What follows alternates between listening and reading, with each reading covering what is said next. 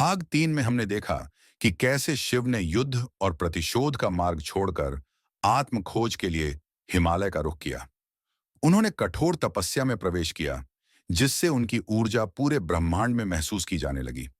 भगवान विष्णु और ब्रह्मा ने हिमालय जाकर शिव की गहरी साधना को देखा और कहा, यह कोई साधारण योगी नहीं है, यह स्वयं में कुछ अद्वितीय है।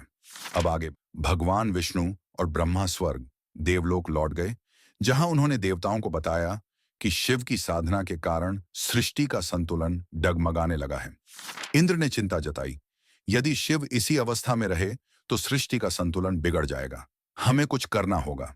देवताओं ने विचार किया कि शिव की साधना को भंग करना होगा, वरना वे संसार से पूरी तरह अलग हो जाएंगे। इसके लिए कामदेव को बुलाया गया, परंतु इस समस्या से पहले शिव को एक और परीक्षा से गुजरना था, मृत्यु पर विजय। अब शिव केवल एक योद्धा नहीं रहे, वे ध्यान और योग में विलीन होते जा रहे थे।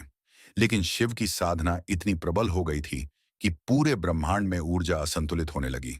शिव की साधना इतनी गहरी हो चुकी थी कि उन्होंने स्वयं मृत्यु के रहस्यों को समझना शुरू कर दिया। उनकी ऊर्जा मृत्यु से परे जाने लगी और यह स्पंदन यमलोक, मृत्यु का लोक तक पहुंचने लगा। यमराज, जो मृत्यु और कर्म के स्वामी थे, यह देखकर चिंतित हो गए। यह कौन साधक है जिसने स्वयं मृत्यु के चक्र को तोड़ दिया? यदि यह जारी रहा तो सृष्टि का संतुलन बिगड़ सकता है।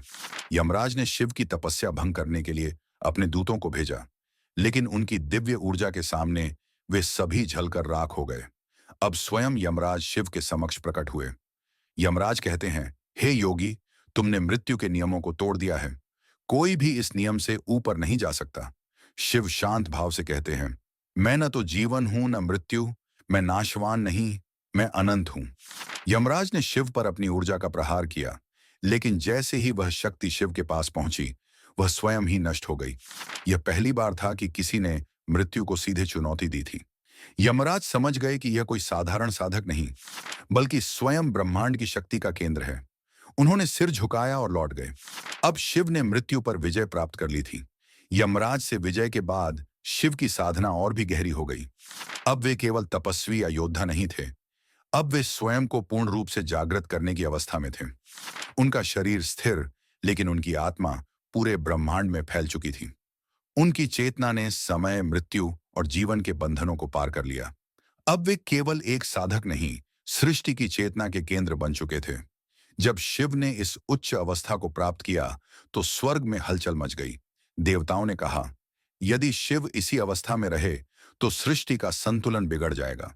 इंद्र ने कहा, हमें उनकी साधना भंग करनी होगी, नहीं तो वे संसार से पूरी तरह अलग हो जाएंगे। अब इस समस्या का हल निकालने के लिए कामदेव को बुलाया गया। कामदेव प्रेम और आकर्षण के देवता थे। उनका कार्य था शिव की कठोर तपस्या को भंग करना। कामदेव ने अपना प्रेम बाण कामबाण चलाया, जिससे किसी भी साधक की साधना भंग हो जाती थी। जैसे ही बाण शिव तक पहुंचा, उनके मन में हल्की हलचल हुई। लेकिन शिव अब मृत्यु को भी जीत चुके थे। काम वासना को जीतना उनके लिए असंभव नहीं था। उन्होंने एक ही क्षण में अपनी आंखें खोली। उनकी तीव्र दृष्टि से कामदेव तुरंत भस्म हो गए। कामदेव के नाश के बाद शिव अब पूरी तरह से वैराग्य में प्रवेश कर चुके थे। अब शिव केवल शक्ति और विनाश के प्रतीक नहीं थे। अब वे योग, ध्यान और संतुलन के पहले और सर्वोच्च साधक बन चुके थे। अब वे सांसारिक मोह से ऊपर उठ चुके थे। अब वे केवल शिव नहीं, महादेव बन चुके थे। इस महाकाव्य यात्रा को पूरा देखने के लिए चैनल को सब्सक्राइब करें और अगला भाग जल्द ही आने वाला है। धन्यवाद।